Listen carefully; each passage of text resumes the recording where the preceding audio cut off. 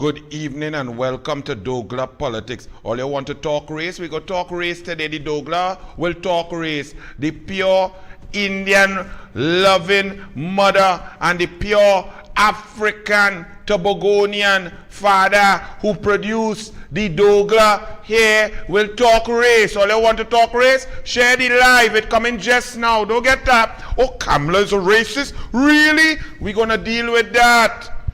But before that, boy, Kes Diffentala to the Atlanta police.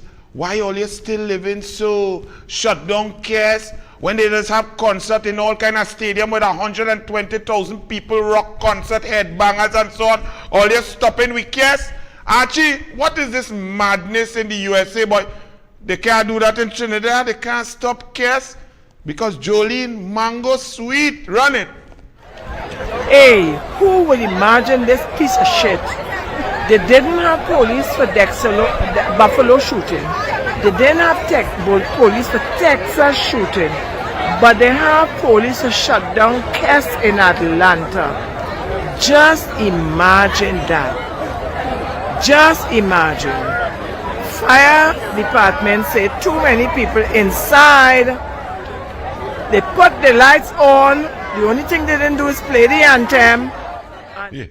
Shut down police, or they don't like sweet soca. Caribbean people going to have a good time. All that Babylon boops. Yankee, all is still in a mess. When they talking in a mess, they fighting about who make pothole and who produce pothole and who road it is and who road it is. PNM arguing with PNM. But watching Library, all you had Victor Roberts, all you could have dip all your finger for that strong, black, intelligent, powerful, hard-working man called Victor Roberts in Library. But all you choose, me and him know what his name is. Some baby in the PNM. And look what's going on in Library. Show them Nancy. You know we in Library. What's going on here?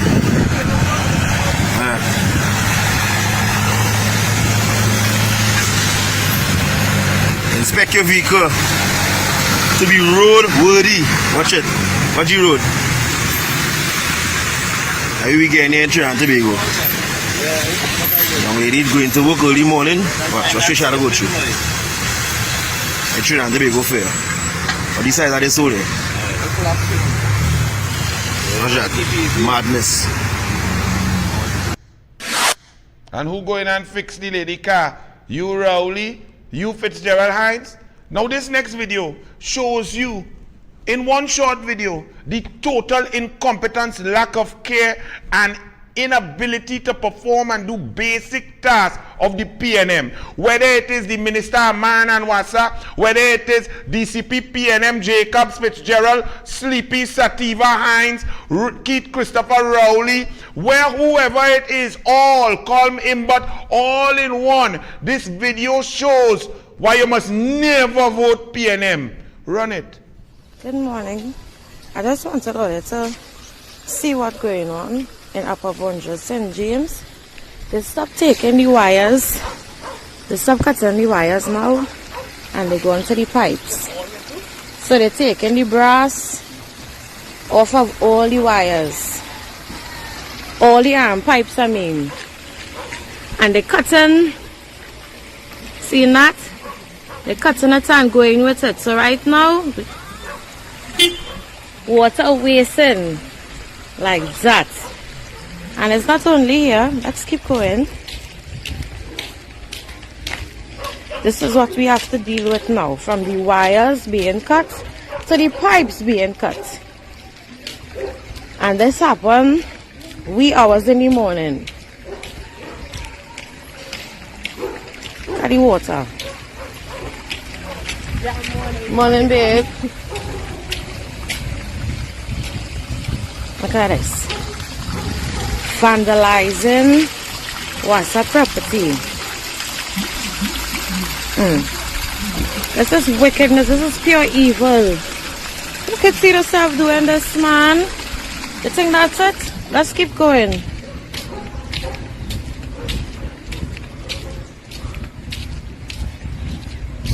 From the wires, and mind you, we have a problem already with the with Wassa. what causing the road to be like this. There is a big hole to the top of the hill that we still have to deal with. Aside of that, look, all. The only thing then, guys, this one here, I feel it was hard for them to reach. All. It's then but somebody pass and cut all. Yeah, somebody. And that just shows you the kind of madness, the desperation. Whenever in Trinidad and Tobago you see people so desperate, them cutting brass off a water line and letting water waste. And this PNM thing that they are doing a great job and showing off about a war in Ukraine that give them a boom and they're recusing and using the money on themselves. They are heartless. And look at that torture and people suffering for water already. But one thing I must say, in Trinidad and Tobago, my lady playing news reporter, she under pressure, no water, probably electricity go, pothole, she nearly trip. But she manicure and pedicure on point though. Trini don't make joke. Trini woman don't make joke, don't get that. And while that happening, Rohan and Minister man fighting. A man fighting the next one. About who in charge and who mashing up road more. Blame game over poor state of roads. Hey, all you, it's PNM. All is PNM. It's PNM. Don't blame each other. All is PNM. Once you hear PNM, people suffering. Who going and pay for the woman CRV that mash up? You, Rohan? You, Minister, man? You go come out the bathroom in time to pay for and fix the woman shocks? Look. Now, next thing. Rohan, well, this one is you. But the amount of water there, you could have lent some to the Minister, man, or you could have collaborate, and this one is you, Rohan. Run it.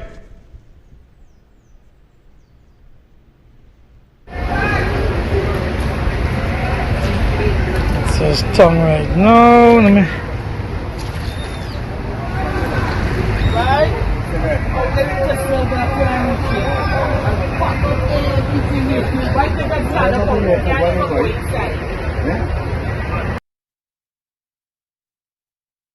That is sweet Trinidad and Tobago. And the rain was, yes, it rained all day, but not heavy. In Diego Martin, it got heavy for a little bit up in the east, a little bit, 10 minutes. But light drizzle, continuous. And we now going into the hurricane season. Good luck to all of us under this PNM incompetent government. And then you have the Prime Minister, Keith Christopher Raleigh. Now, I don't know if that man is really believe all the lies he's talk. But if you really find that that is your leader in whom you all are proud, I wish you all the best. You know. This man gone in the face of losing $852 million and counting, nearly $1 billion of taxpayers' money flushed down the toilet by him, by Keith Rowley, by nobody else but Keith Rowley, for terminating a contract without just cause. He gone in the parliament to sit down and make a statement and lie down the place, the same nonsense he's been talking about the clause, about the bankruptcy clause and the bond that was changed on the 4th, the last day before the election. The arbitration had nothing to do with that. The arbitration had to do with Raleigh instruct NIDCO, who is PNM NIDCO, to terminate OAS. And OAS say, what madness, you all not paying us, you were owing us 39 million US, we had to slow down the work because we had to pay workers and we had to pay contractors and pay for materials, but because you all weren't paying, we slowed down, which is legal. Did not abandon, did not stop. And when they put the case towards independent London arbiters, PNM and Rowley lost, Herbert Georgie PNM lost, Smallpin lost, Rohan lost. The PNM so dunce they lost another $1 billion, but telling you 0001, 0001. Well, good. Elections have consequences, but I'll let fed up hear me. Let me just show you the kind of intelligence, the kind of citizens, the patriots who coming together under the umbrella of the National Congress, ready to dig this country out of the morass. Look at one member of the UNC. Watch intelligence. Learned attorney Kyle Taklal Singh. Analyze Raleigh for me from the Parliament Friday. Run it. So we want to get into this OAS arbitration issue, and it is my respectful view that the government and the head of the government, the Prime Minister, is not being transparent and forthright with the population on this issue. The first issue I have is the way in which the Prime Minister and the government is wrong. What that is essentially the Prime Minister going and speaking at the Parliament. Not subject to debate, not subject to scrutiny. No one in the opposition could question what the Prime Minister says or engage him in a debate. So essentially we just have to take the Prime Minister's word as to what are the facts of the matter. That can't be correct process, and that cannot be proper parliamentary scrutiny, and it defeats the constitutional purpose of Parliament. The second issue with that is that the Prime Minister went to the Parliament, spoke about the arbitration process, spoke about the arbitration award and decision, yet did not lay the entire decision before the Parliament. He could have done so. Now you might want to say, as NIDCO has said, that the arbitration is confidential and we ought not to speak about it because of confidentiality provisions. Well, if that's the case, then quite frankly, the Prime Minister ought not to have said anything on the issue.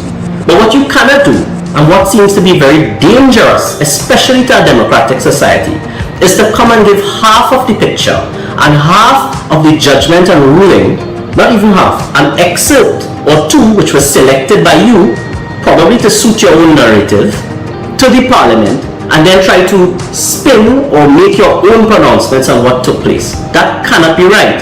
If you're going to speak on a topic, lay the entire procedure before Parliament, lay the entire arbitration award or judgment before Parliament, and let citizens access it and decide who is correct and who is wrong, so that the entire procedure was bad. But let's get into the OAS issue. Let's get into the arbitration. What seems to have happened, and from my view of what the Prime Minister said in Parliament yesterday, is that the government is conflating or mixing up issues. There are two issues which arise from this. One is that OAS became bankrupt and that the contract was amended under the People's Partnership government. And the second issue is that the contract was terminated, which took place in 2016 under the PNM administration. The arbitration award and the huge award made against the people of Trinidad and Tobago that taxpayers have to now fork out over $100 million to pay to OAS is as a result of the decision by the PNM government in 2016 to terminate the contract. It has nothing to do with the amendment of the contract which took place in 2015. And therefore, all of this talk and narrative that the Prime Minister is now talking about liquidation and the amending of the contract has absolutely nothing, in my respectful view, to do with this award by OAS, this award in favor of OAS by the arbitrators, which has now caused the taxpayers to find $100 million which we probably don't have to pay back to OAS. That is simply bad management and bad decision making by the current administration, in my respectful view.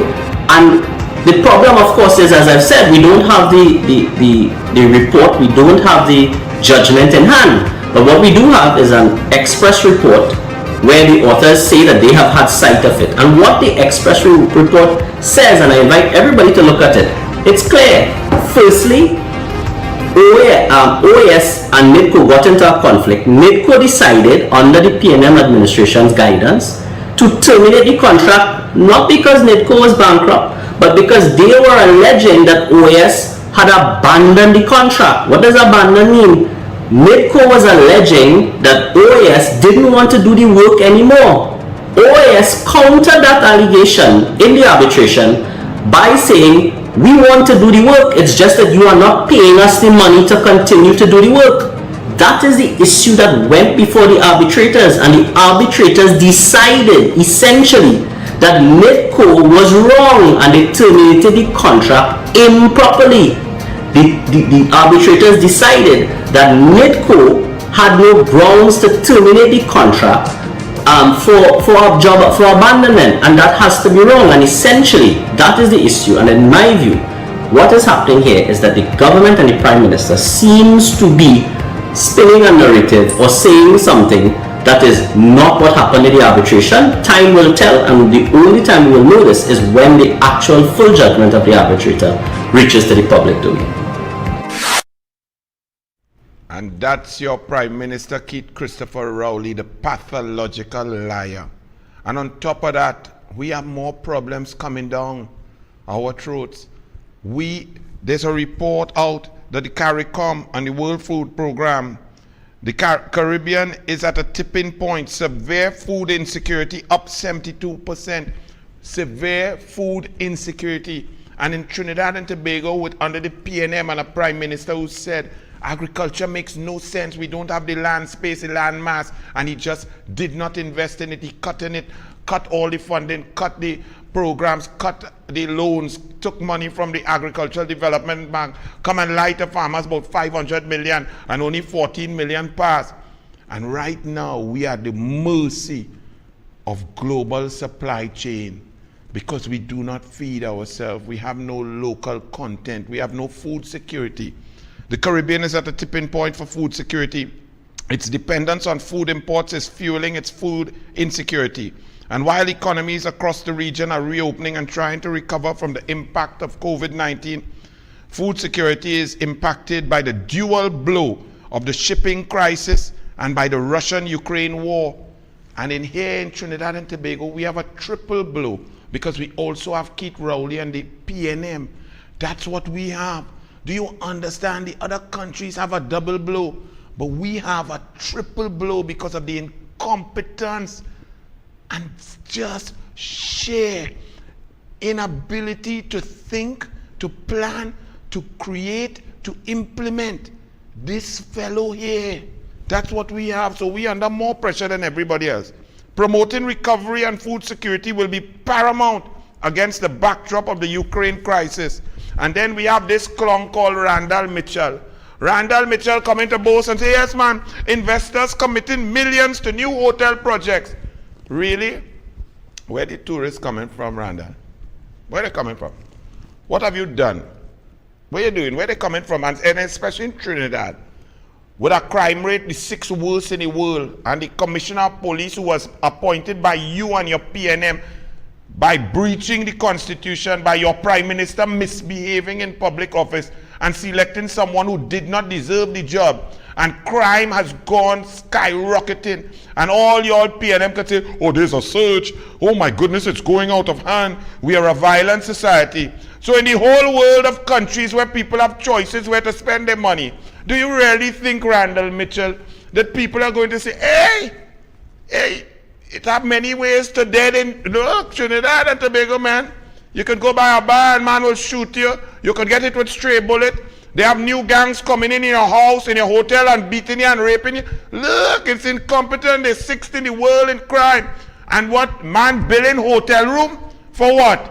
Bandit to come and raid them and rob them? You're done sklong. Billing hotel room? Good luck to them. I hope all you go bail them out like all you bail out Lockjack in Tobago.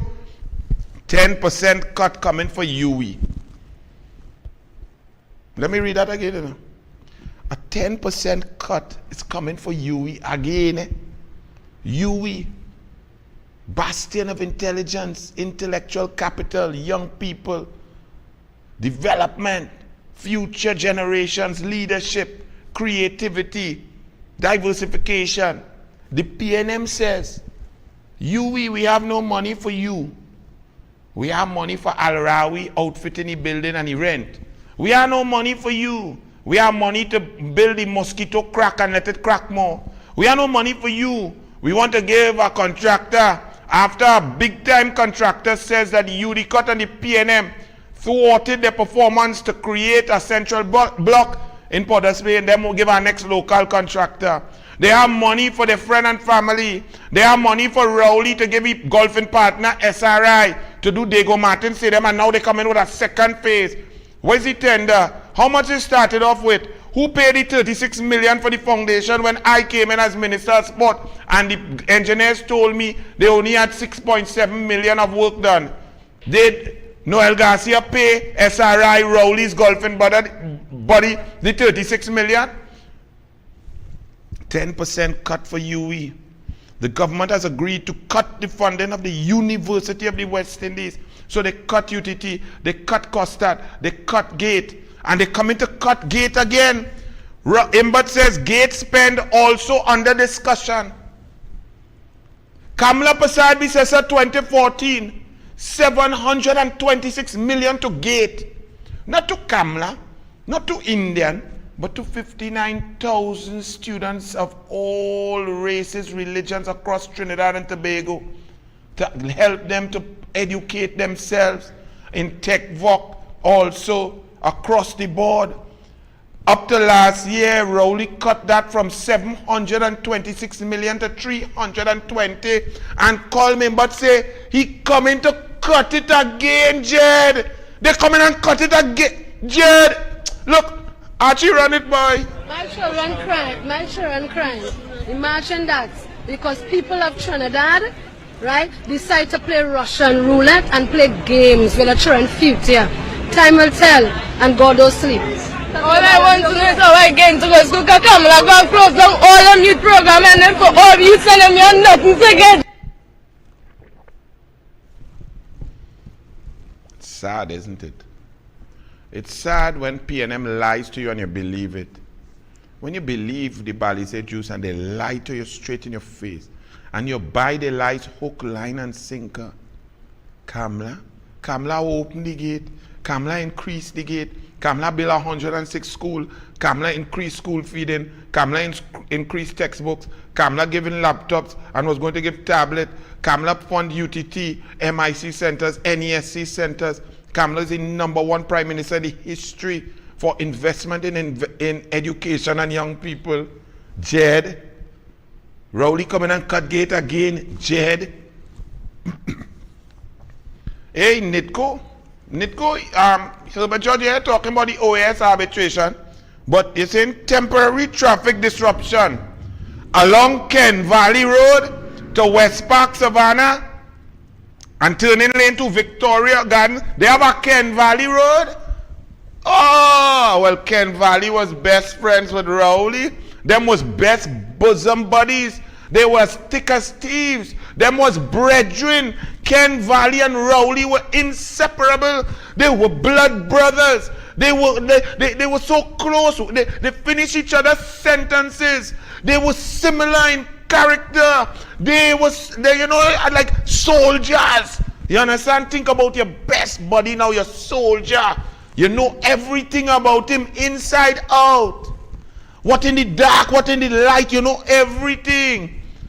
These were soldiers, brethren. That's all the douglAR had to say. Raleigh says refinery negotiations are ongoing. Really? Advanced negotiations have begun concerning the potential purchase of Petrotrin's Point-a-Pierre oil refinery.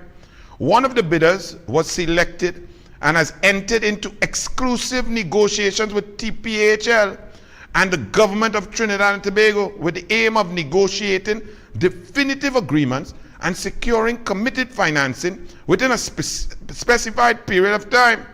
We expect that the process and the selection of the preferred bidder will be soon finalized. But you don't even know, like you're just not bright. You said they selected already.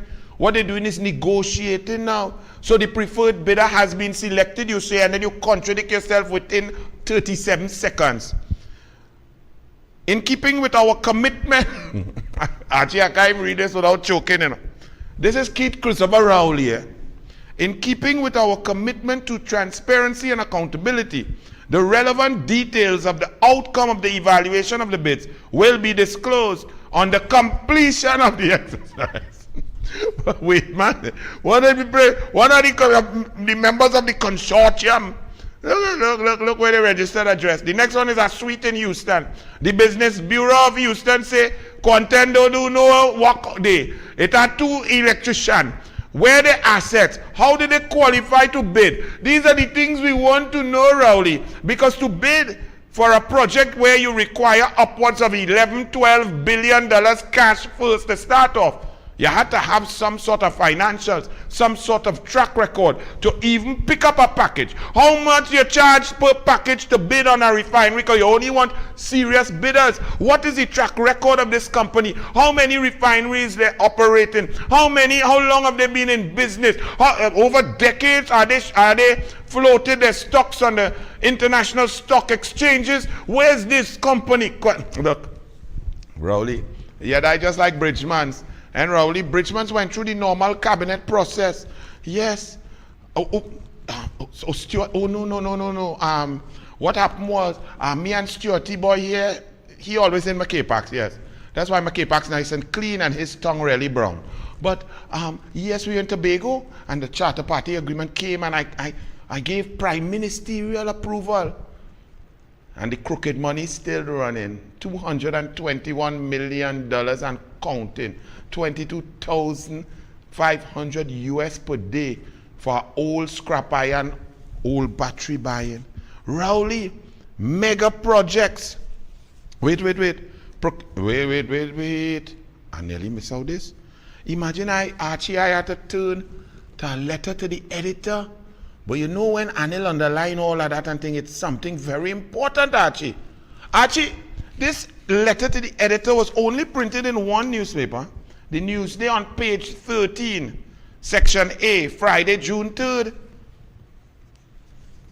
Now, ladies and gentlemen, Senator Wade Mark brought up some startling discoveries, and the government, Rowley, Smallpin, everybody has confirmed what Wade Mark said, that some consortium, Quanten, Angola don't have no refinery, Aruba refinery, they're trying to start up that shut down 15 years now, 20 years, right? So they ain't doing nothing. My mother always say, when you have potential, it means you ain't doing nothing yet. So, startling revelations brought out by Wade Mark about who is this, where the money coming from? How come this is a multi-billion-dollar US project and these people who have no track record, how they even qualify? Rowley, everybody confirmed that Wade Mark is correct. That the company that is the preferred bidder and they're negotiating now. Wade Mark asked them, but where the money coming from? Where the financial? Where the stocks? Where the balance sheet? What they have? Where the assets? They can't answer none of that. They just come and say, nah, it's transparent, it's clean. This from the men who can't even fill out the Integrity in Public Life Act format. This from the men who can't even declare a 468,000 benefit from a contractor who won government contract. This from a prime minister who gave you Landate and Greenvale and Las Alturas and Off Inquiry and Call the Heart and Email Gate and Delcy Gate and HDC Gate. This from that same man, you know. The man who brought gutting of the procurement to legalize thieving in the parliament, you know. Keith Rowley did that. And when Wade Mark asking questions, Rowley say everything above board. Call me but say, yes man, me monitoring and everything good. And all you just taking that. Me I know how many times a man must be caught lying for all you to realize the man is a franco-ment pathological liar. Because Rowley has been caught at least 79 times in the last 3 years lying. But look at this, Archie. Page 13, you know. You would feel this is a letter from Sushila Rampasad, you know, or somebody. You know what this is from? This letter is penned it's really a press release from the Joint Council for the Construction Industry, the JCC, a very important civic society group in Trinidad and Tobago of contractors, those who were very instrumental in creating and consulting with the procurement legislation that Kamla Prasad Bisasa passed with a 3/5 majority. The Joint Council for the Construction Industry, JCC, is alarmed but not surprised by statements attributed to the finance minister, as reported in the media on May 31st, that the current procurement process being carried out by TPHL for the sale or lease of the refinery has been closely monitored by the Ministry of Finance for the last 12 months.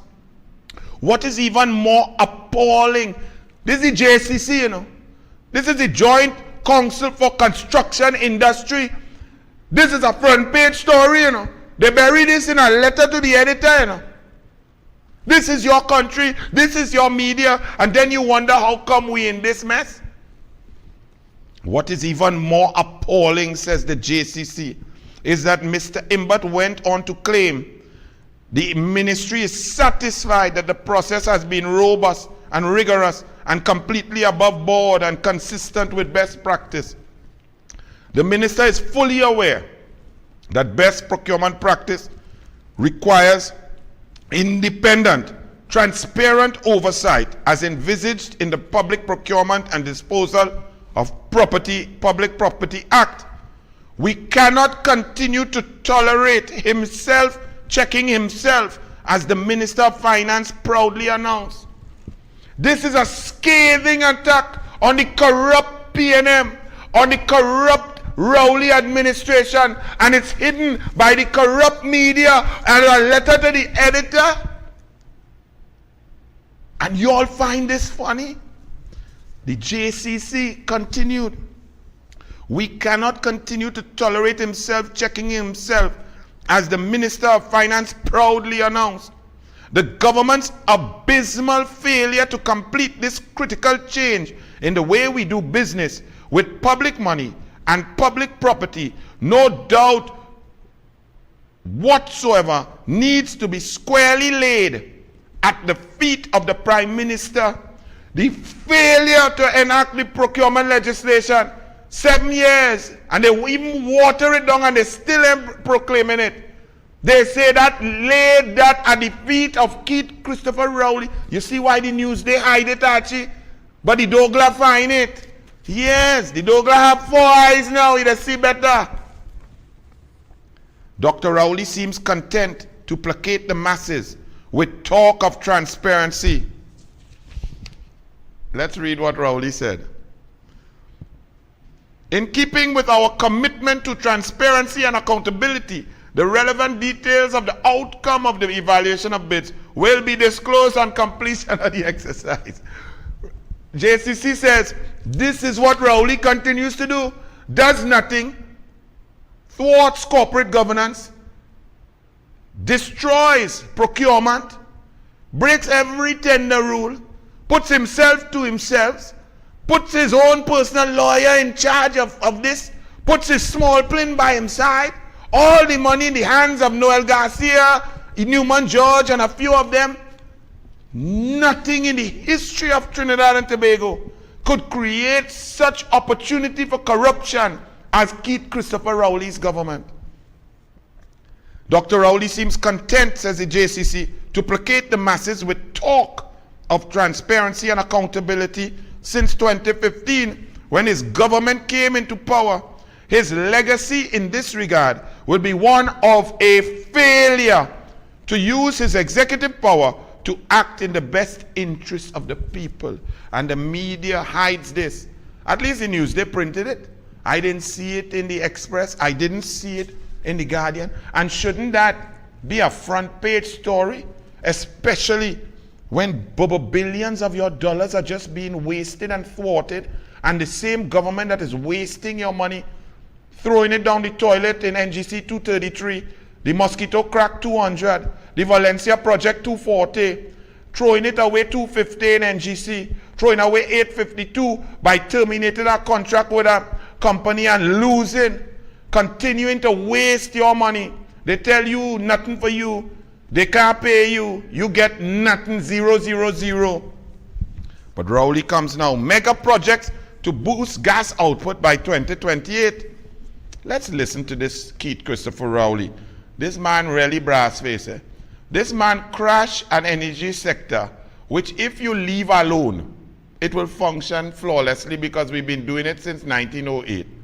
If you just leave it alone, the private sector, the people who there, the management, the intelligent engineers, all of them know how to run it.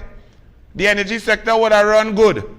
But he come and personally intervene, he and his small plane, and crash the entire energy sector. shut down refinery, negotiate gas price, NGC make a loss, Point Lisa's mash up. Now we have to pay extra money because they don't even have an energy sector to utilize for profit this desalination water, and he come to blame Desalcott rather than his total incompetence and come and lying on Desalcott as usual. This liar. Hear what he's saying. Prime Minister Dr. Keith Raleigh says natural gas production in Trinidad and Tobago will be tight for the period 2024 to 2027, but will improve by 2028. Really? But your man didn't go on Quest just the other day on CNN Small Pin and say we have excess capacity, we have gas flowing out with K-Pax. That is all you have in the PNM, gas flowing out all your boomsy. That is all you can do, stink up the cabinet. Because that boy, Small Pin, that boy went on CNN and lie. And you come to tell the truth now. Here, Raleigh, remember Stuart Young said, we stand ready. We have excess capacity, we have excess gas and LNG. We're ready to pull up the slack and help Europe. And that clown went and lied to the world like that. And David Lee matched him up. Well, here, Raleigh agree with David Lee. Prime Minister Dr. Keith Raleigh says natural gas production in Trinidad and Tobago will be tight for the period 2024 to 2027, but will improve by 2028. However, the key, he continued now to a sustained gas industry, will be the exploration and development of our hydrocarbon resources. Hence the aggressive bid round program.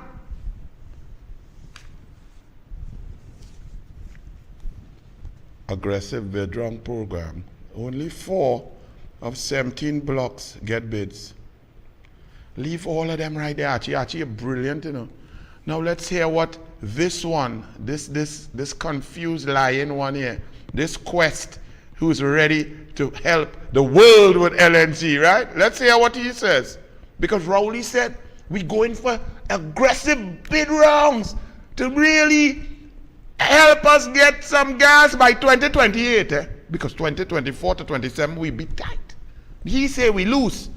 He must have thought we not talking about gas, he talking about Eagle, right? But anyway, the bid round was opened on December 3rd, 2021, which marked the first deep water bid round in close to a decade. So it's only Kamla had bid rounds because of incentives that created what gas that we have now. Say thank you, Kamla. These clowns do no bid rounds. And now the one that they did flop. Only 4 out of 17. Anyhow you take that, is a failure. Let's hear what this one says. Young said, from the outset, when the ministry was going out for this bid round, he, meaning Small Pin Young, never expected there to be a lot of external interest. So we went to the bid round for. So what you expected? Internal interest? It's international foreign direct investment we're looking for. So here comes Rowley. Rowley says, hence the aggressive bid round program, we must go aggressive. And his Small Pin minister contradicts him and said, no man, said from the outset when the ministry was going out, we never expected to be a lot of external interest. So them expected failure and went with a bid round to expect failure, and therefore failure is understandable because them expected to fail and they failed, so everybody okay vote PNM. Bid round will be the next bid round to come will be this is Small Pin, the onshore bid round, and there's going to be a lot more interest there because onshore is a lot cheaper to explore and produce, Young said. Well, somebody asked an intelligent question because Small Pin, he just put out a Deepwater Horizon bid and flop 4 out of 17 and then coming to tell you that the real action, the real investment, the real benefit is in the onshore, shallow. And then the person say, but question on why the ministry opted then to go for deep water bid rounds first as opposed to onshore. Here this. Here it is. I can't make up this, you know. We already have a lot of onshore and shallow water. I think the last one that we had was done a few years ago. That was shallow water. Unfortunately, that didn't go so well. We wanted to see what would come out of the deep. But they say, well, we had too much onshore thing going good, and it had more prospect of that. But we went deep, but we didn't expect deep to be successful, so we know we failed. But we did the onshore before, you know, but the onshore didn't really go so good. What are they talking about? This fellow is not even a good attorney. And this one here, the next one is not even a good attorney. Them just only make money when P&M get them case. Them is not no big boys. Because P&M get them brief, them feel they big. Two duns running an energy sector chosen by the biggest duns. And you all understand why we are at our lowest ebb? Prime Minister, natural gas will continue to drive the economy. Let's hear this man, this brilliant fellow. In the current circumstances, we may have little choice but to implement a fuel liberalization program to allow domestic fuel prices to move freely with market prices. You already did that. You already came in the Parliament and the Senate and said that you're fully liberalizing. You just haven't implemented yet. So do you all hear what this man is saying? The pain you all are feeling now in your pocket from the gas that you cannot afford, when your TDA move from 140 to 330 for the same amount of gas. He is saying the full liberalization coming. What does that mean? When they sell the gas stations to their friend and them, and that means that concessionaires, KFC, they get preferential treatment to make bids on gas stations. And when they sell those gas station owners will now be able to mark up a profit of their own choice, as it will be a liberalized market, a free market. And if they decide to mark up 20%, 30%, 40%, and to some of y'all in rural areas where you only have one gas station every 10 miles, they may mark it up 60%.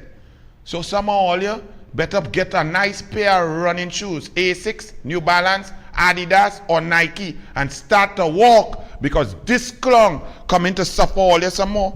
Then he goes on to talk about, in any such arrangement, we will implement measures to cushion. He coming to cushion you all. Yes, he's going to take care of you, right? He's going to cushion you 00010001.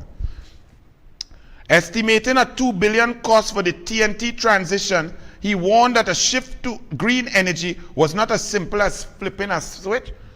Transitioning from fossil fuels to green energy, only 2 billion TT. Boy, this man has no clue.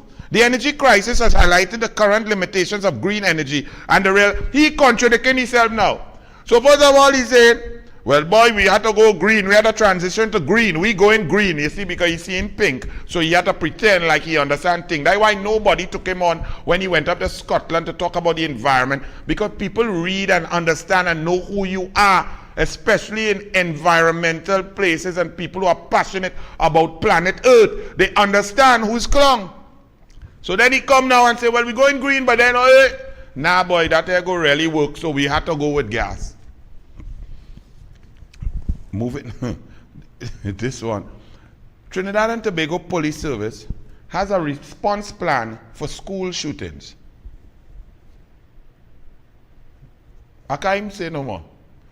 So we have a response plan for something that never ever happened in Trinidad and Tobago. But things that happening every day, rape, buggery, murder, child abuse, child beating, assault, killing, home invasion, car robbery, theft, assault, larceny, grand theft auto. There are no plan for them things that happening every day, whole day. But them have a plan for a mass shooter, because them watch TV. Police coming still under probe. This police or this UNC? This police or this Kamla? This police or this Gianti? This police or this Jolene? Hey, Foster, police! Police are still investigating Minister of Youth Development and National Service, Foster Cummins, and are unable to say when the investigation will be completed.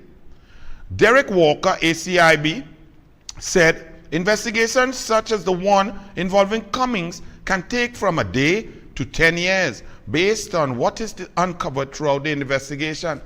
Really, Derek Walker, Cool yourself, eh? MTS, start day. What they do a check for a company to venture credit union who is not the contractor for. Then go by venture credit union and say, hey, how all you move the money from your account? Why it reach in your account? How it reach in your account? What all you do for MTS that you all accept that? And secondly, why all you move the money from there into his account? You see, it don't take no 10 years. Could take 10 hours if there's a police who's not a PNM. But one thing, Foster, you've been unmasked, Foster, and even the faithful of the PNM who love the PNM know that you are a total clown, that you cannot answer questions but go on to pretend that you go on to be spiritual and bring in God, the Lord Almighty, and churchgoers and Baptists, and start to dance and pray and film in yourself in church to show off as this church is a PR stunt. But down to the earth, the real roots PNM make you out, Foster. Listen to this lovely lady. Listen to Twiggy. She's a PNM. Listen. I tell you, the pong with PNM party inside it Friday, you know. We didn't say about Foster Cummings, you Obia man. He's a Obia man, you know. They said, Twiggy, but your father never encouraged that. You ain't seen the man. They said Twiggy the man is a Obia man. I just say hip about him. He going up on Facebook with a set of Baptist on him and ringing bell. I am blessed, I am blessed. So I could for the whole country, it's alleged. And they ain't doing me nothing. I am blessed. That make me get frightened too, eh? Between me and all, when I see them kind of thing too, I get frightened, eh? Because my times I got to think back at money, eh? Yeah. I start to study money, eh? Yeah. When I see them kind of spiritual thing, I start to study Patrick Manning, my father. And when certain people they say they went Locato, and that is a riding partner, they come in and TV and say, watching your back and standing up there, that make me get frightened. All of them put together, you don't know what to do your father. That get me frightened. When I see that with Mr. Foster Cummings, big and bold on Facebook. Never see that. Kamla and them had all kind of thing in their party. I see all kind of party. I never see no party do that. No. I never see no party do that. They had the prayers, yes, they go to the prayers, they do the death. They never do that. You're not real. You never film in your temple. This is your castle. But now sit for me. You come to film to see what you're doing, so you're trying to tell people be aware, yeah? Because when they're dealing with God, they're in a really secret place. That is always tell you that when you're dealing with the God, you go in the most secret place. In the most high. You don't come to make people feel. I don't and I feel so. What's such a bright man? Go, yeah. You can't frighten we. Don't come with that. All the wiki. No. Jump down from there. Jump down. It make me feel all the hand man in some way in a corner. It make me feel all the hand my father somewhere in a corner. It making me feel to run from that party and plenty people go run from that party to the scene. Take my word, sir. Take my word, sir. You see what we seen on Facebook there?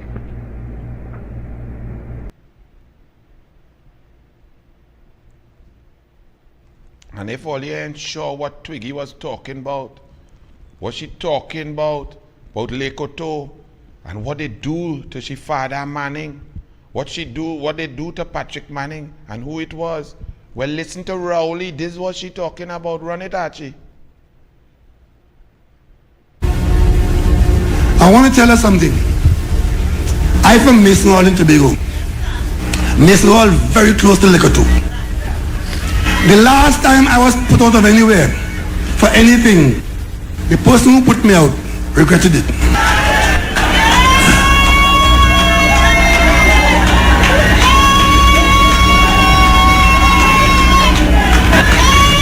Remember I was in the cabinet. I took issue over the behavior of Calder Hart and UDCOP. And what happened to me? I was put out of the cabinet. The person who put me out regretted it.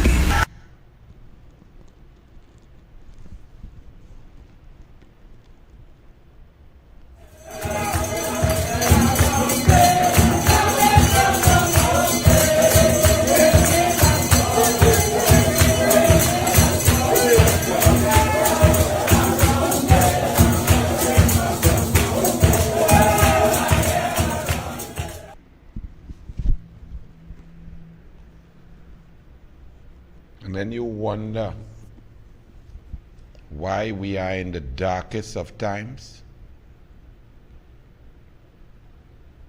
When you make deal with the devil, you carry those who you lead with you.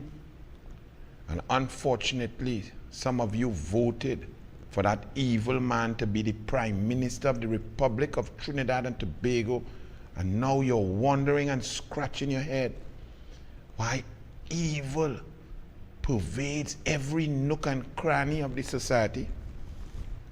Foster, stop all the gallery, answer the questions. And Mr. Derek Walker, Senior Superintendent and Inspector Byron Daniel, y'all listen to this, because this here what they said, talking about the Anti-Corruption Bureau is committed to probing corruption. Senior Superintendent Derek Walker and Inspector Byron Daniel said agents of the state had particular obligations and responsibilities to act with integrity, but warned that failure to do so would find them in the sights of the ACIB. Sounds good. Daniel said, there are sometimes complexities with investigations, especially when people in public office receive gifts. Firstly, there are parameters identified under the Integrity in Public Life Act, which identify their definitions and what ought to be considered gifts. From there, most government departments have their own policies. So, Daniel continued, as it relates to the question, a corrupt gift is not the giving of Johnny Walker between friends with no intent. But if there is intent, it can be money or any sort of tangible item. And it is for the sole purpose for having the other person to perform some function, some form of forbearance in order for you to get some sort of benefit. The giving of items by themselves with no strings attached, once it fits within the law, and then furthermore the governmental department's own policy, then I see no wrong there. Mr. Daniel, Inspector Byron Daniel, let me read something for you, because like you don't know the law, all of that convoluted thing, but if a gift is given and it didn't have the intention to intend that something else was going, all of that, you read all of that fancy thing inside of this Integrity in Public Life Act. Put it up, let me read it. Section 21. A person in public life who fails without reasonable cause to furnish the commission a declaration or further particulars which is required to furnish in accordance with the provisions of the Act, knowingly makes a false declaration, that is false, fails without reasonable cause to give such information or explanation as the commission or tribunal may require, fails without reasonable cause to attend the inquiry, is guilty of an offense and liable on summary conviction of a fine of $250,000 and to imprisonment for 10 years. Hold up there, come back to me, Archie. So, Inspector Byron Daniel, listen to this very carefully. Look, Foster jumping and coming back in the thing.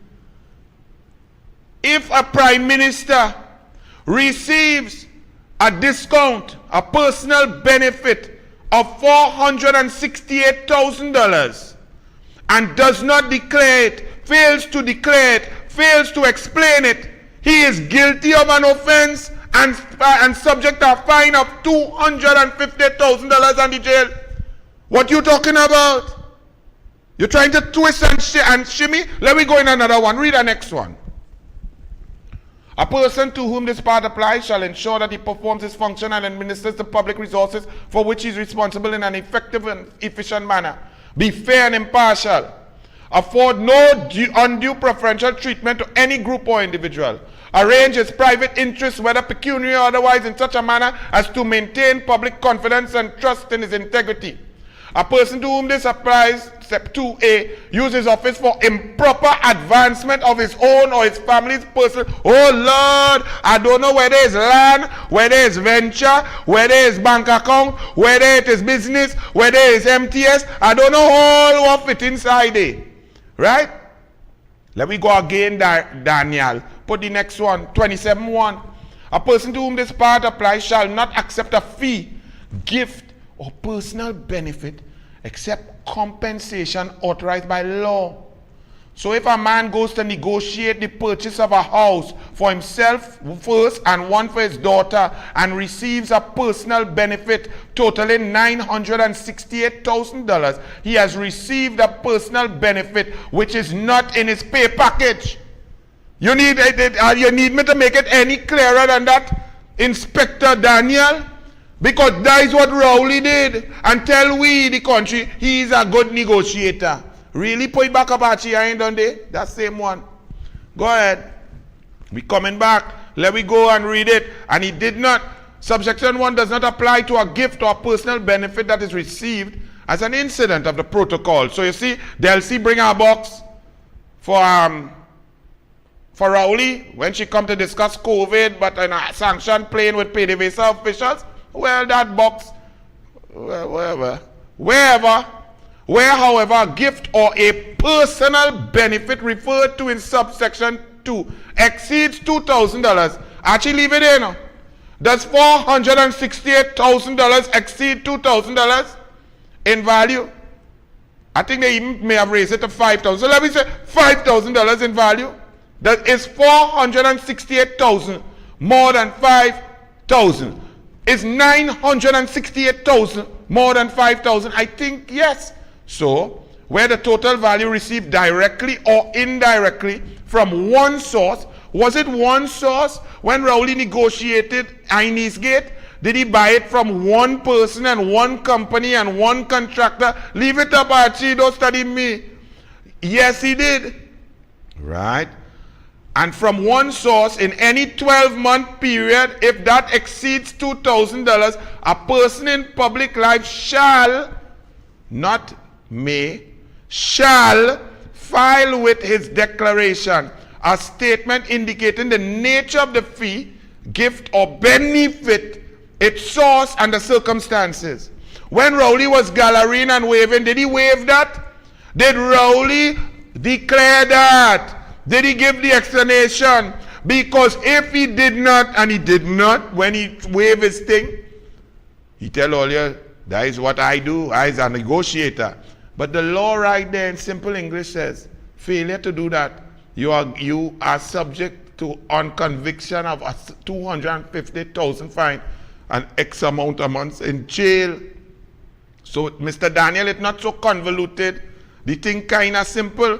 And on top of that, if you declare, as that said, false information. So when Raleigh claimed that his apartment, when it's a condominium, in Inez Gate, the value was $1.2 million, but he paid $33,600 in stamp duty, which equates to a value of $1.68 million, then that was false information, and he knew it was false, and he signed his form. See, if you read the law, it's very simple. No 10 years. No convoluted thing. Right? Remember, they run the Indian Bastio Pandey. They run him up and down the court steps and put him in jail. Not for corruption, not for taking anything, not for bribe, not for nothing. Just not declaring on his form a bank account that his wife had for his children's education.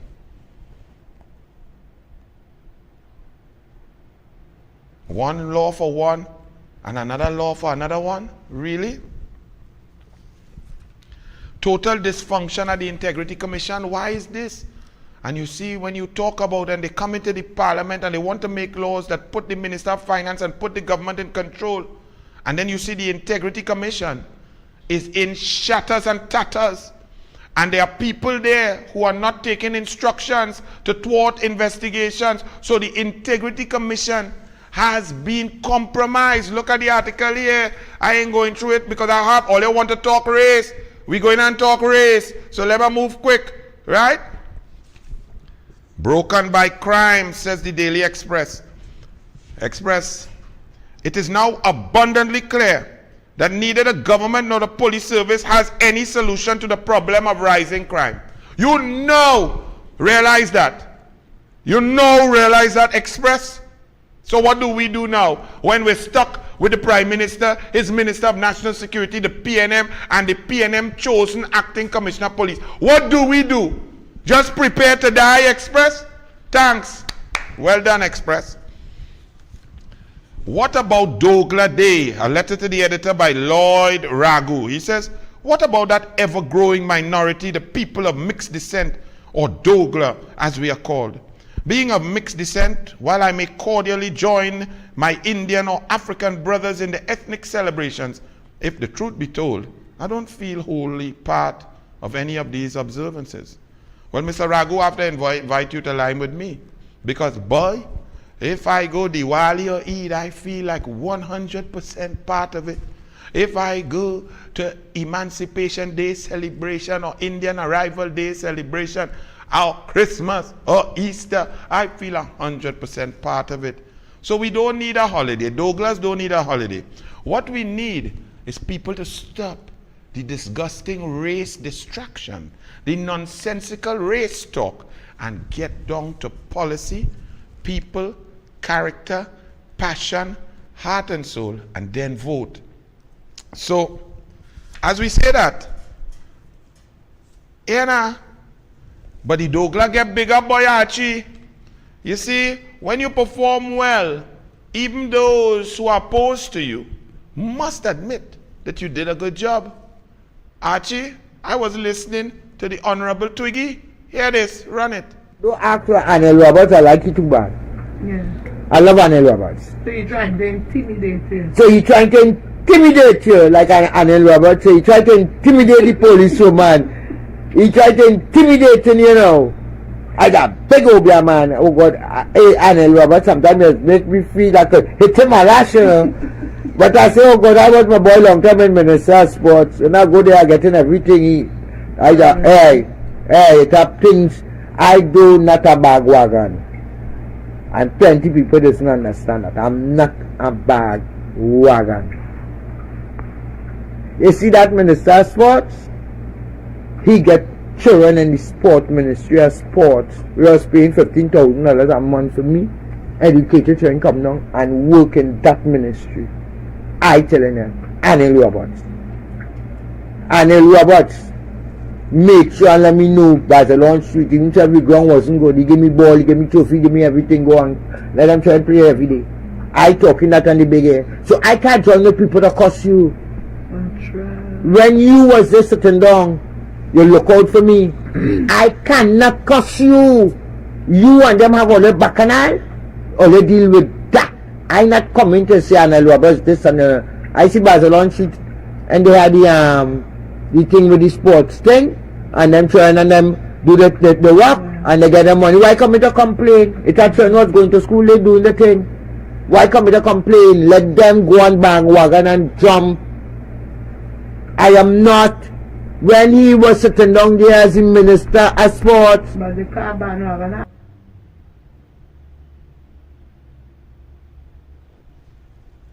That's how you perform. When even those who are opposed to you, when you swear on the Bible to be a minister for the country, you are the minister for the entire country. And no matter who, you could be PNM, you could be UNC, you could be what, if you require the services of the ministry through the policies, you must not be denied. That is the difference between Kamla and the UNC and Raleigh, the vindictive, nasty, wicked Obia man. And that's not no UNC. There's not no UNC talking there. Now, we are ready for the race? Let me take off my glasses for the race. Are you ready for the race? Well, let me tell you all something. Before I go into it. We're going to play the video, Archie. The full video. So before I say a word, because many of us in Trinidad and Tobago like to see a little clip, like to see a clip here and jump out and start to talk like we're so educated, research, and we're so opinionated. Slow your rolls. Watch this before I say a word. Then I will have many words to say. Run it, Archie. Kamla, Sushila, Prasad, Bisesta, come down from there. There comes a time when we have to call out Kamla, Sushila, Prasad, Bisesa for... We have WPC Camille, also known as credit card Camille, also known as wigs, yes, wiggy. And there's another one, using the government credit card. Camille, you think we forgot? Using the government credit card when you're in government before to buy what? Fertility treatment. Girl, don't let me start on you, you know. So stop calling my name on your platform. Stop calling my name. And what you so vexed about my name for? This lady went on a platform last week and 3 or 4 times. Kamla, Sushila, Prasad, Bisesa. Isn't that a beautiful name? Yeah. What problem you have with my name? What's wrong with my name? Yeah, Camille. At least I have a name for my ancestors. Where you got yours from? Your name is that of a slave master. So be real, understand. We respect you, we respect ourselves. And I told everyone last time I spoke down in the Pinal Rock Road Hindu School, be proud of who you are. Be proud of what you are. In this country, the people of this land, we have come from the greatest nations of the world. That is what will make us a greater nation and make us a great people. Why? Our forefathers came out of Africa. They came out of China. They came out of India. They came out of Europe, all over the world. We have a melting pot of people here, Camille. So leave my name alone. I like my name. I like my name. I don't want yours. You keep yours. And we are happy with our names. All our people are happy with their names, whether they came out of Africa, they came out of India, out of China.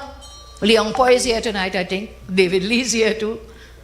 People from every great country in the world came here to build a better place for all of us to live. So let's praise and give thanks for all of our fathers who came, wherever they came from, who came here, settled here to make a better life for themselves and their children. So already some of you now hearing the entire speech by Kamla Prasad Bisesa, the respect shown to all races and all people, you've already realized that it was mischief afoot. But let's go to those that are not convinced yet and would like to play the race card, because to sit down there and go on who did what and who had policies and who created jobs and had the economy growing and foreign exchange available and crime coming down and sport moving forward, that's too sensible. So let's stick with the race. This whole idea of names and racist discussion of names came about on May 1st, Sunday, May 1st, a column written by Raleigh's good friend and colleague from University of 50 years, Dr. Winford James. Out of the blue, Dr. Winford James wrote the most racist, vile, unresearched, nonsensical attack on Indian names that anyone had ever seen. He was forced to apologize, and his apology made it worse. And this carried an issue of Indian names to the fore. And for those who would like to create mischief and division, the dog whistle set out by Dr. James set something in motion. So up comes Camille Robinson Regis, the most vile, obnoxious, disgusting female parliamentarian in history. She is close second to Fitzgerald at Talbot Hines. She comes out to a PNM in Arima and comes to ridicule and mock Kamla Prasad Bisessa's name based on the Winford James column that had circulated for 4 weeks hence. And when she ridiculed Kamla Prasad Bisessa's name, you heard the clowns in the PNM laughing at her name. What was her intention? It was not just saying her name. It was an abject attack, disrespect, and bringing ridicule onto her Indian heritage and her Indian name. Even going as deep to flow with Fitzgerald et Talbot Hines to call those names and to suggest that they come from the rice, from the lagoon, from all of them came from the same murky lagoon. That is the nasty, disgusting, racist innuendo of Camille Robinson Regis. You see now, you all have to pause and listen. You see how the douglAR analyzes? Because the douglAR is African, strong, proud, love my father. And the douglAR is Indian, love, brilliant, intelligent, gorgeous, sari wearing mother. So when you all could only see it halfway, this is the beauty of being a douglAR. So now you all understanding where it came from. So from Winford James into Camille Robinson Regis, the attacks came on Kamla's Indianness and her Indian names, and even suggesting and attacking, because she did come from poverty. She did work in the rice paddies. She did work and plant. She did go to school, walking and so on. All of that was in that nastiness from that woman. You all have to also realize when Kamla Prasad Bisessa and the UNC are in Parliament, the crosstalk from Camille Robinson Regis and from Fitzgerald et Talbot Hines is the most racist, disgusting things you have ever heard. Even when I was in the Parliament, do you remember when Keith Christopher Raleigh, the member for Dago Martin West, was the leader of the opposition and Glenn Ramadar Singh was on his feet? And Rowley shouted across at him, "Go and put more coconut oil in your head." And I screamed out, "You're racist!" And said, and Wade Mark, the presiding officer, the speaker, made me apologize and so on. That's the kind of vile, nasty statements. So when you all think that that naming and that repeating and that repetition and ridiculing of Kamla's name was something just normal, did you hear how the crowd laughed? What was the joke? Some of you all didn't get the joke because you all didn't understand what Winford James had started on Sunday, May 1st. So, let's go forward now. So Camille attack and ridicule Kamla, Kamla name, Kamla heritage, Kamla Indianness. Kamla come back and clap back and hit you some shots of truth. And you all want to carry that into a race war? Did you hear what Kamla said? Was Kamla attacking any African or anybody? Kamla has full respect for everybody. But you play a little clip and you play games. Don't play games. Truth will always show. But then, so you all let a little peacock go further. So we'll go, I am afraid. I like that. All you want to talk race? We will talk race and we'll discuss. Let's start with some realisms. Roberts is a slave name. It came from my great ancestors. Whatever plantation they were on, they got the name Roberts. My black African Tobogonian father, that's Roberts. Now I also have Anil, which is my Indian heritage, and I'm proud of it.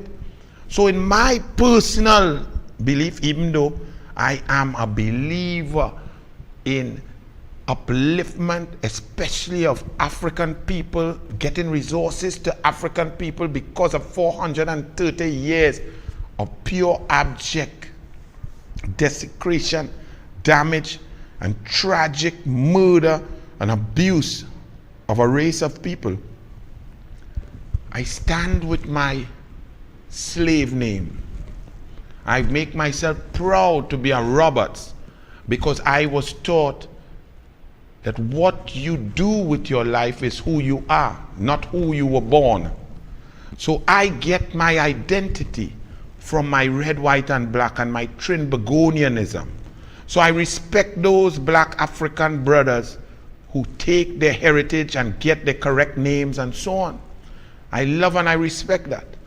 But there are some of us who say that race is not that important. I don't let the past dictate to me who I am and where I am going. So I understand and I respect my slave name and I hold it strong to show for on behalf of my ancestors what they fought for me to be able to achieve and conquer.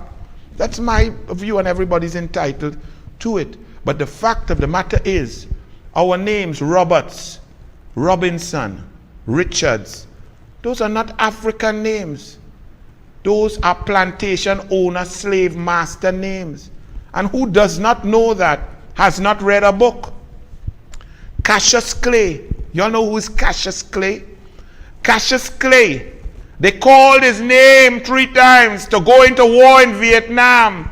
And a certain man did not step forward and got sentenced to 5 years in jail because he refused to acknowledge the slave master name that was given to him. Cassius Clay is Muhammad Ali. You cannot be half African. If you want to play the race card and you want to stand firm, then stand firm. And remove your slave name. Choose an African name and stand in defense of Africanism and African pride. But do not stand with our slave name given by a slave master, and when at times it suits you to attack another heritage, to attack Indian people, you come to play race card. No. Race is a very serious thing.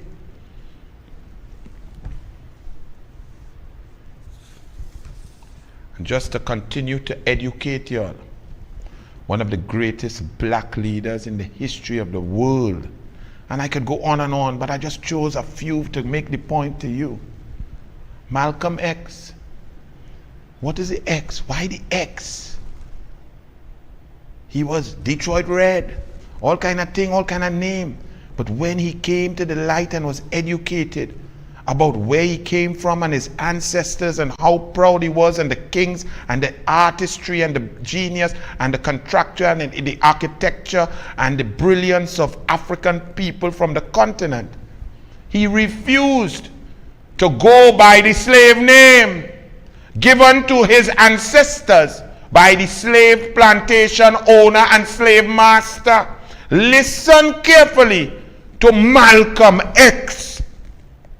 Mr. O'Connor. What is your real name?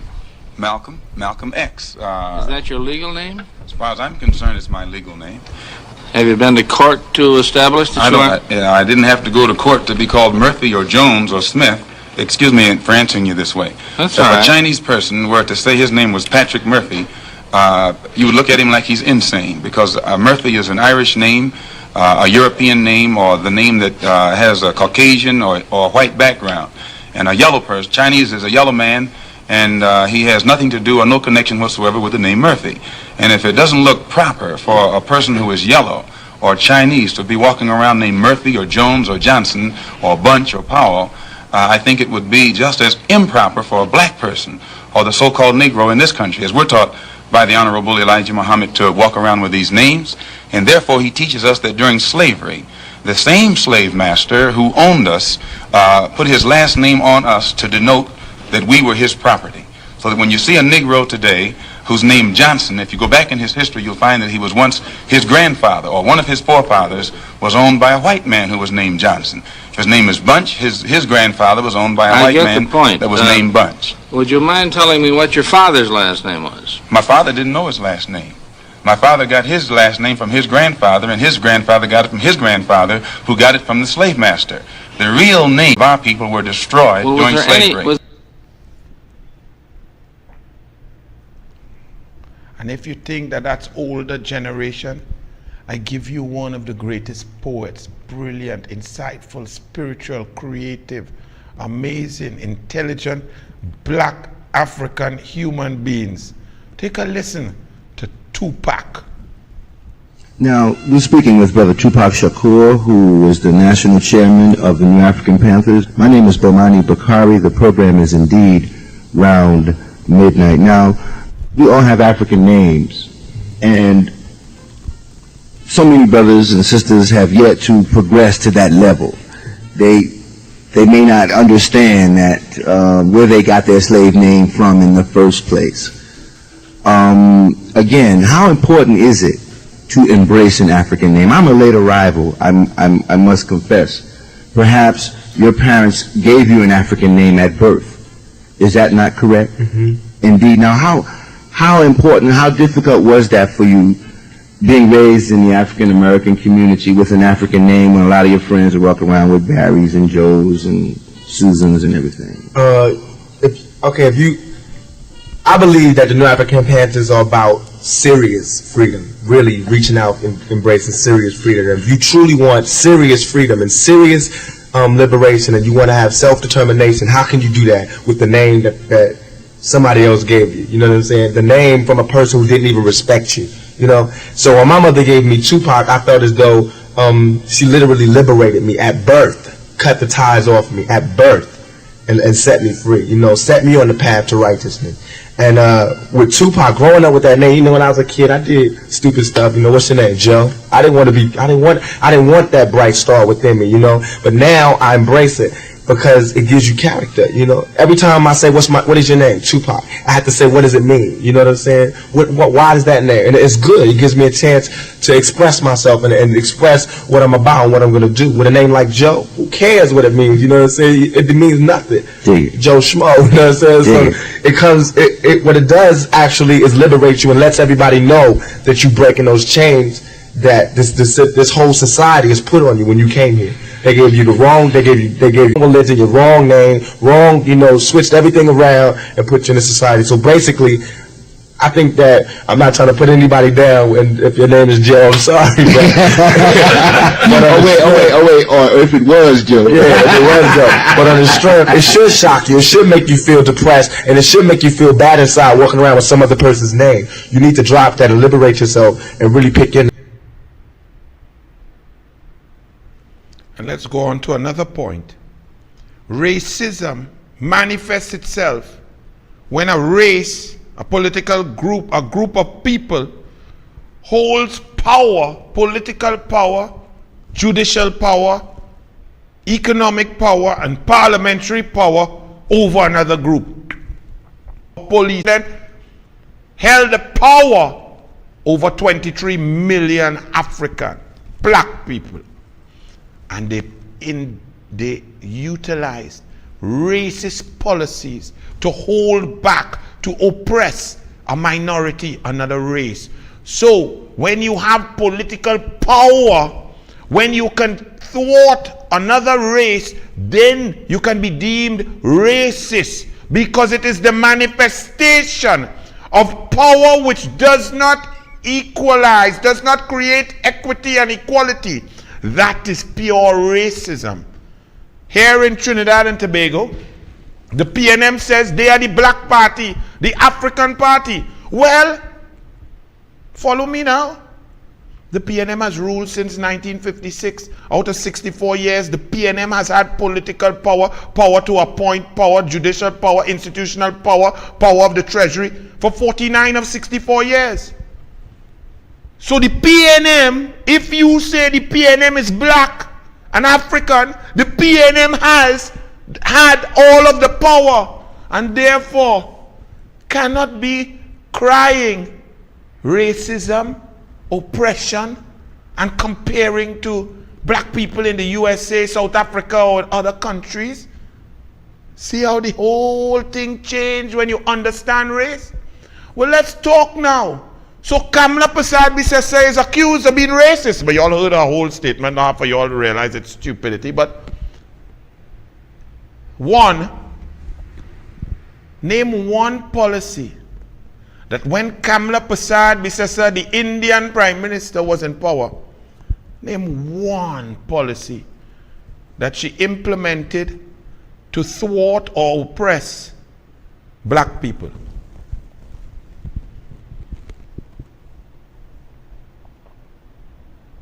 You cannot be a racist when you have power to hold back, thwart, oppress, depress, and deny opportunities from the other race that you hate, and you don't do it.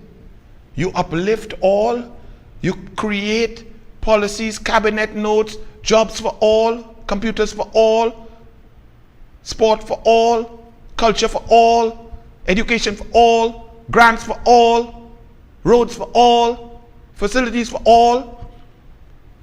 So your attack loses water, it has no substance. Because when Kamla Prasad Bisesa held the reins of power, there is not one policy that you can point at that is racist or designed to oppress anyone. Let's look at the PNM and Raleigh. Look at the PNM. What about the recalcitrant minority? What about the scholarships now to bursaries? What about Carnival 1975 Limited shutting down the economic power to the Indian community? What about right now the open fire cremation issue that went on and plagued this country and was a racist attack on the Hindu community, the Indian community by the PNM without one iota of science? That's a racist policy meant to oppress. What about the geographic discrimination that goes on right now in the 7 UNC Indian corporations? That is a racist policy. That shows that you're using your power to hold others back. What about the flooding in South and Central Trinidad? When Raleigh sees flooding heading South and Central, he goes to Tobago. He's never once put boots on the ground. When Indian people flooding, when the lagoons flooding, has not. That could be deemed racist because you're not showing. When Kamla, anywhere, they go Martin flood, Kamla in she boots and washikong, she galoshes and she rain jacket, anywhere in Trinidad and Tobago. You see, when you play race, you have to come with facts. What about Raleigh's attack on doubles? What about the family day skit when Raleigh sat there and watched red gorillas raping and pulling a yellow sari off of a female? What's that? What about the Mahasaba radio license? The PNM thwarted and gave I-95 one in 24 hours, but the Mahasaba had to go to Privy Council to get the opportunity to own a TV and radio license. What about the Beach High School that they left there, and then the Kamla Prasad Bisesa Pandey government had to come in and fix it? What about Ramai Trace Hindu School where Archie went, and it remains incomplete even though it was 92% complete? What about the leases for Carnival workers? Even Vasan Bharat, the PNM fellow, had to said that if Kamla was there, the Carnival leases would have been completed by now. Raleigh does not do that. He leaves them, does not hand out any, and starts to try to give out land to other people of other races. That's a racist policy that I could point to, using power to oppress another race, to oppress Indian. All you wanted to talk race, douglAR could talk race. But douglAR is talking with facts, with information, history, present, policy, analysis, not stupidity and arrogance, not emotion. What about the desecration of the mandir? There was a desecration in Karapo of a mandir in the most vile manner. Did anyone in the PNM speak out against it? To show solidarity with the Hindu brothers and sisters, to show Indian people that the government loves and respects them? No, it was silence. Do you think that would ever happen under Kamla? If any place of worship of any type would have been desecrated, she would have spoken out and condemned it. Who gave the Shouter Baptist School Kamla? Do you know who is Kwame Ture? Stokely Carmichael? Stokely Carmichael was banned by the PNM. You know, Stokely Carmichael, one of the biggest, strongest, best, most intelligent, passionate, brave Black Panther fighters in the USA for rights of African people. He was banned by the PNM from coming home. He left there at 11 years old. You know who allowed Stokely Carmichael to come back and set foot on his land? Bastio Indian Pandey. So when you all talk race, be very careful. In 1970, there was, what was there? The Black Revolution? Wasn't it? 1970? What was that? A fight for black people to get opportunities? Who was the government that black people were fighting against? The PNM since 1956 to 1970. So don't talk race. Now, that brings me to the next point. Do not dare equate the PNM with blackness or Africanness. The PNM is not black and has never supported black and has never advanced black. Dr. Williams was the #1 scholar on the transatlantic slave trade. He knew the deleterious effects, the desecration, the damage of communities, of families, of people. No music, no religion, no culture, no art, no history. What did Dr. Williams do in 30 years to uplift African history in schools, African art, African music, drumming, religion? Nothing. Because he wanted black people to believe that the PNM cult was their religion. So don't talk about black and PNM in the same breath. The PNM party historically is anti-black. They only use y'all, play the race card to say, vote, we love you, so we take good care of you, vote for us. And then they shaft you. Name one black African billionaire made by the PNM over the last 64 years. I can name many of other hues. So don't dare make the mistake and equate PNM with black. Camille is not black. Camille is PNM. Camille attacked Kamla. Kamla clapped back and slammed the door on Camille. And just to let you all know about the PNM, and you all want to talk race? Well, let's talk race. Could you imagine in a sweet, beautiful island of Trinidad and Tobago, where every creed and race finds an equal place, and with a melting pot of religious tolerance? Do you know that the PNM was in charge from 1956 to 1986 and never put one Hindu in the cabinet?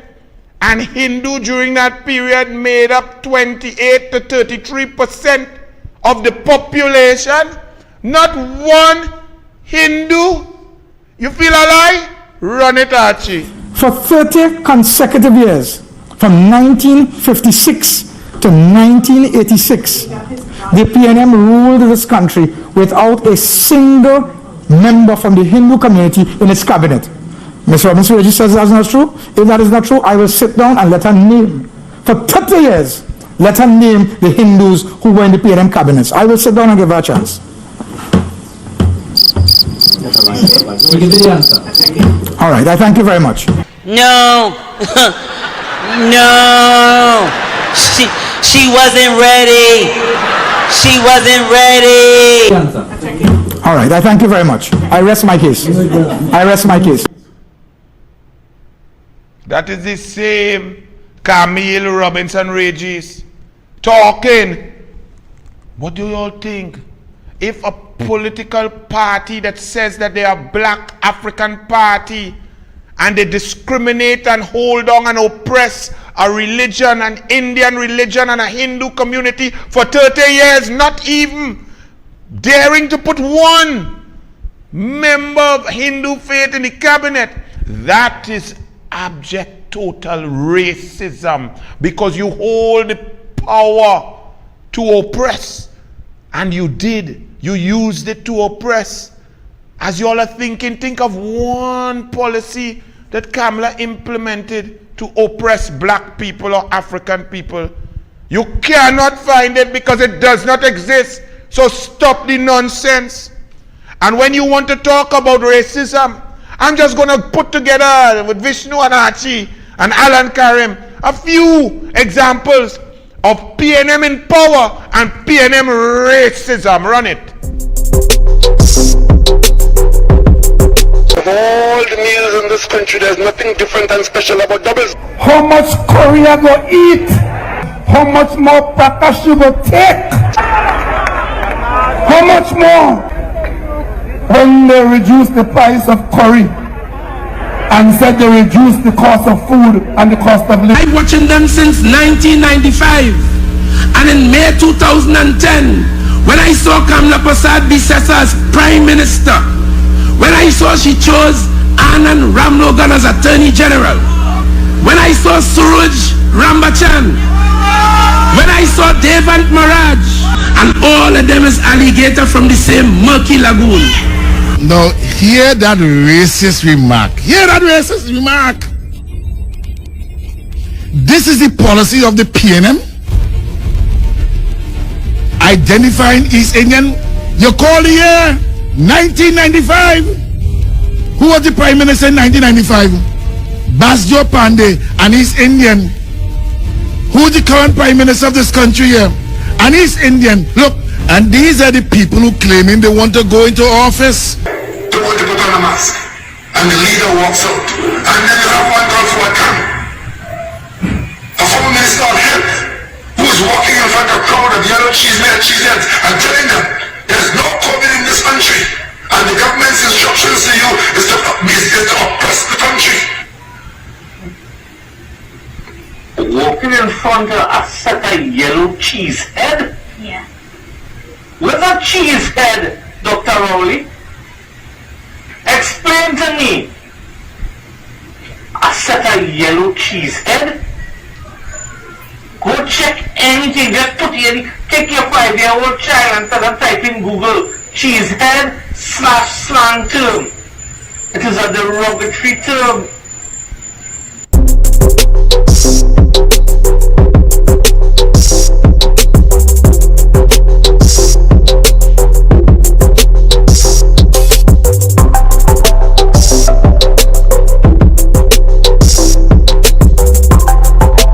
Situations where the source of funds cannot be easily verified.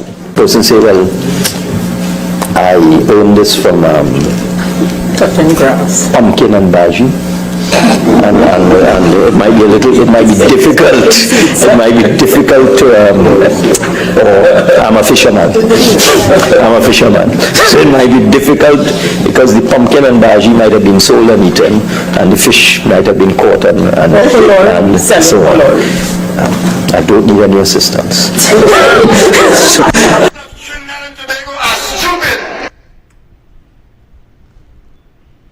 And if you think that that is bad, you could go back to the beginning of the PNM. All you didn't know what Dr. Williams said, you may know the recalcitrant minority, you may know some of those speeches. But do you know this one? If Trinidad was a donkey, Penal would be the tail. And if you want to see the people of Siparia, look under the tail. Nasty, disgusting, racist statement of the father of the PNM, who the father of the current prime minister in politics, who is the most vile, disgusting human being to ever sit. And you all want to talk race? Independent Senator Paul Richards, you jump out. There is so much I want to say right now, in the name of my ancestors. What is their ancestors? Richards is an African name. Where that come from? Ghana, Malawi, Nigeria. Where that come from? Somalia? Paul Richards. All of those things you just saw, you had no comment. You had no statement. You said nothing when Raleigh made all of those disgusting, nasty, racist statements. You say nothing when the Minister of National Security posts on Facebook, where you always on Facebook, about the UNC vile, racist, and the nasty comments. You never say a word. All of a sudden you want to say plenty now. You are being unmasked. You're a PNM clown. And I was going to say more about you, but forget movie now. Forget Hina. Let me just say, $852 million of your money lost because Raleigh is a dunce. Is that what race is that money? 00010001. What race is that disrespect to labor? 3,924 dead from COVID. What race is that? $233 million of your money wasted and flushed down the toilet in Atlantic LNG in the most disgusting manner when they were told that it was nowhere, it was dead. What race that money was? 200 million on mosquito crack wasted. What race the money was? Central block corruption and wasted money, and now contract gone to our financier, the PNM. What race is that? The refinery bubble that going on now, that a race in it? That black or Indian? The 2017 gas price negotiation, what race that was that caused NGC to make a loss? What race is NGC, and what race is the billions of dollars lost? I'm not sure, please tell me. What race is the cuts in gate now from 726 under Kamla to 320 now and going further down? What race is that? What race is the money that is not going to education? Because we all want to talk, you all like to talk race. You all don't want to talk policy, performance, people-centered governance under UN. About the no diversification in the economy, and therefore you can't get wage increase because the only maths Raleigh know is 1 + 1 = 2, and all the 2 must go by E and E K-Pax licking small pin and them. Rowley's nasty lies. What race is his lies that come out of Rowley mouth? Every time he lied, the most pathological liar in the history of the parliament. What about the merit list that was thwarted by misbehavior in public office by Keith Christopher Rowley, by the President Paula May Weeks and Bliss Superstar, that has this country in the throes of a crime wave when people are dying left, right and center? What race is the bullets that killing with people? What race is the people who are suffering when bandits run in their house and tie them up and beat them? What race is the children who are being raped and buggered since December 13, 2021? What race had to do with Venture Credit Union, MTS and Foster Cummins account, with the SAR and the FIU and the police and the special branch? What race is that? And then I have to open my front page and see calls for Kamla to step down from who? Who is that? Economist Mala Dukaran? What? Who is you, girl? Why? So all those things I just show you, you didn't start a petition for Rowley to step down as the Prime Minister.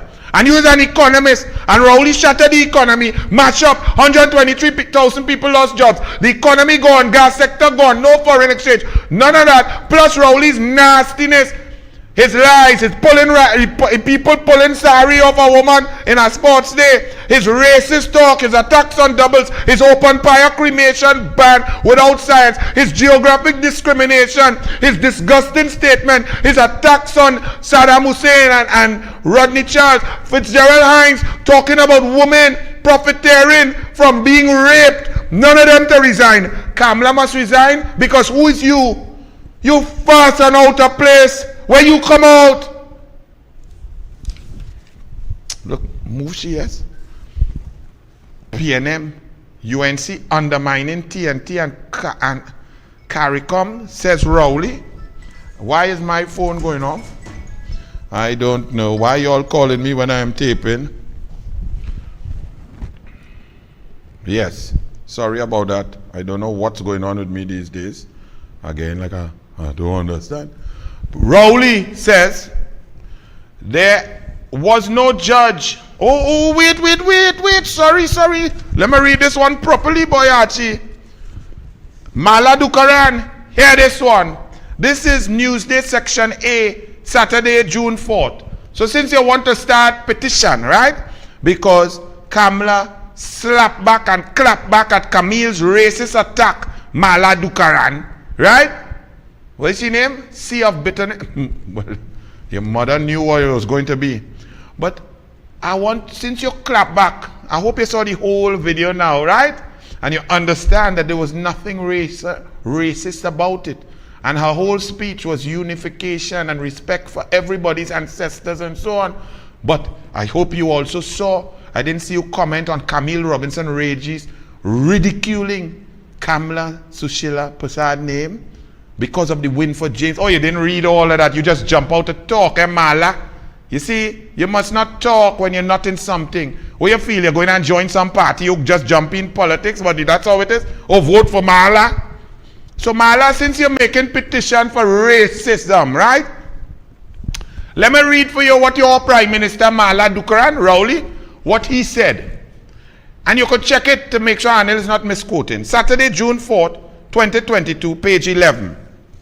Raleigh recalled the UNC, and this is him talking in Parliament, initial refusal to support the CCJ as Trinidad and Tobago's final appeal court was because there was no judge of East Indian descent in its panel.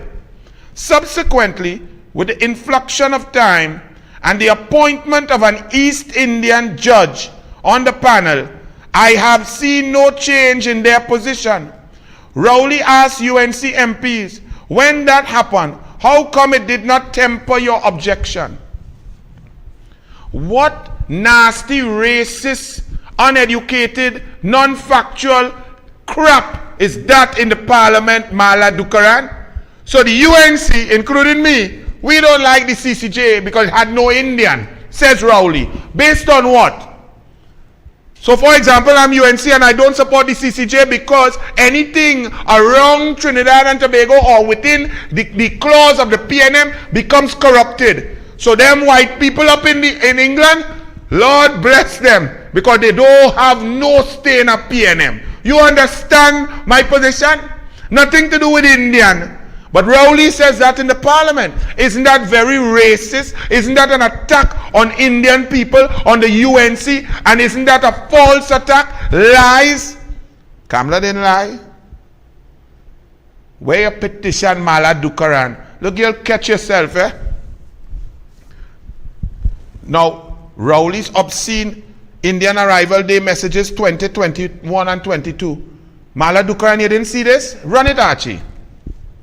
There comes a time when we have to tell the elders that their behavior is not worthy of emulation.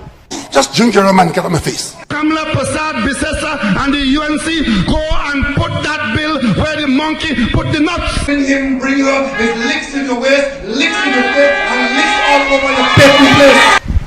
There comes a time when we have to tell the elders, and particularly those who have served this country in whatever capacity, that the road that you are traveling could lead to your perdition. And I am under no obligation to tell you. And you interested in my car that I buy with my own money? Want to talk to me through you about my car? You are serious? They're concerned about who hungry, they're concerned about who starving, they're concerned about... Just give me a break. She told me what we talked about. Her guilt? Are you implying that she told me that she was guilty of taking public money and told her sister to pay? Is that what you say? Are you implying that she told me about her guilt and I covered it up? There comes a time when we have to tell our elders, as the young soca artists reminded us earlier this year, come down from there. Come down from there, Raleigh. Come down from there, Raleigh. Take the trumpet advice. Champa coach would that be not nice. Come down from there, Raleigh. I just want to warn you before I say to the first soldier. You want to let people to work for you. For these people that don't know you. But the idea knows you love. If you need to die, think you win the election tonight. Come down from there. Yes, Mala Dukaran. Where your petition for that? But Kamla that must step down as UNC. Why you don't come and challenge it? It have election June 26. Eh? Just so? Look, all your people, just, I really, and let me tell you something. Dukaran, Mala Dukaran, you didn't hear this? Where your petition for Camille? Run it. A bit of nonsense from Camille Robinson Regis of all people appears in the Express. I practically threw my phone against the wall when I read it. Unbelievable. Of all people, she should know better. This report was finished and handed in July of 1997. Pay attention, July of 1997. On the 7th of August 1997, I left Trinidad and assumed my position as High Commissioner to Canada on behalf of the Republic of Trinidad and Tobago. People have tried to float this narrative that I was sent to Canada for me to be shut up so that the report could be suppressed. It was some kind of reward for my being, for my keeping my silence and all. Rubbish!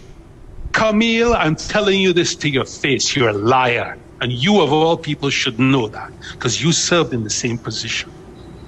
You in fact called me when you first assumed. You called me and invited me to come and have tea with you. You didn't have that consent then.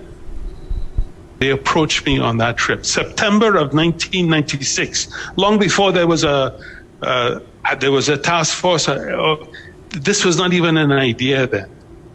And there's a process where once you are approached, they then have to, the government of Trinidad has to approach the receiving government, in this case the government of Canada, and seek what is called agreement between the two governments, whether the receiving government will accept the nominated individual as their official representative of that country. That took 6 months. So how can she, of all people, come with this crap about how I handed in a report in July and less than a month later I depart for Canada and it was a reward and it was to keep me quiet and all of this rubbish. Stop it. Stop telling lies. Stop it.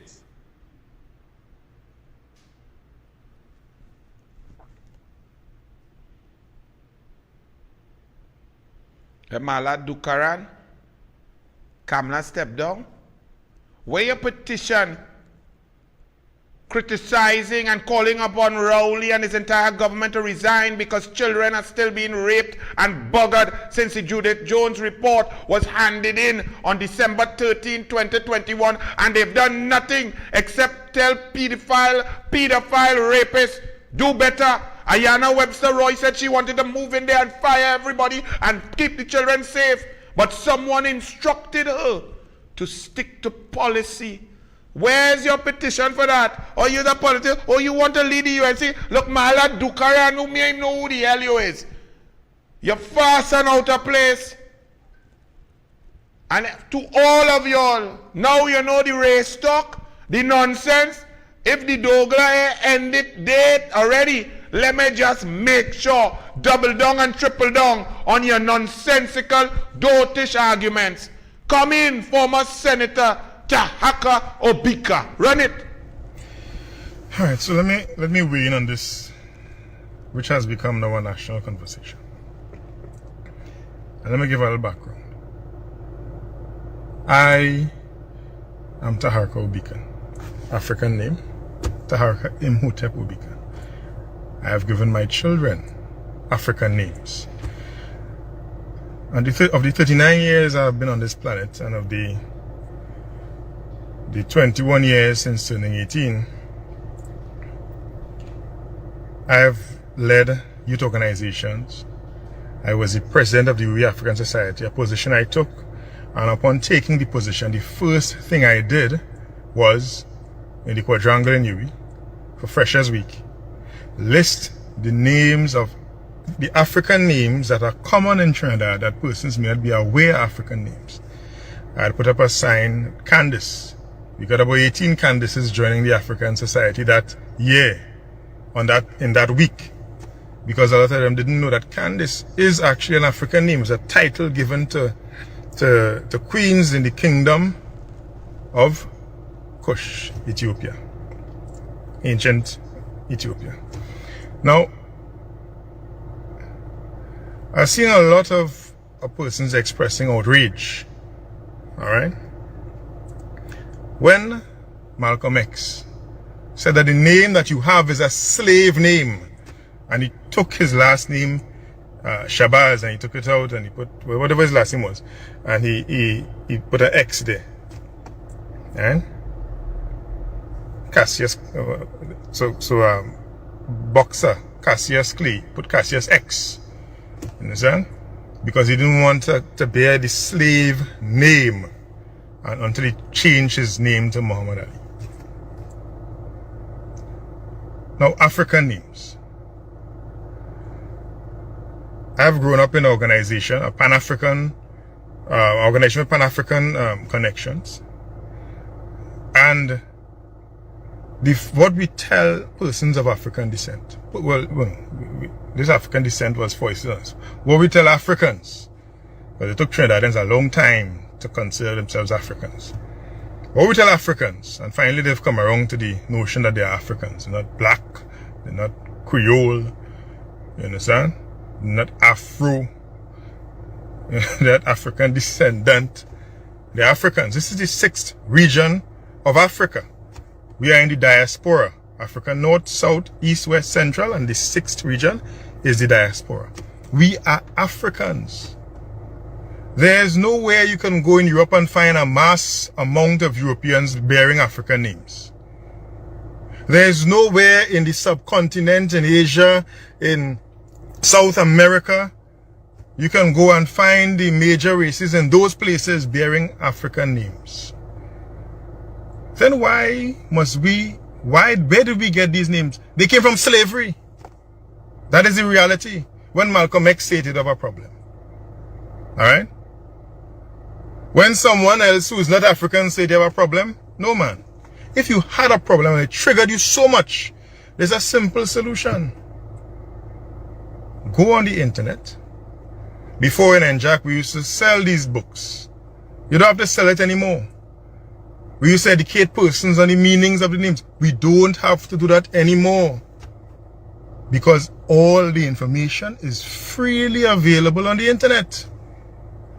Go on the internet.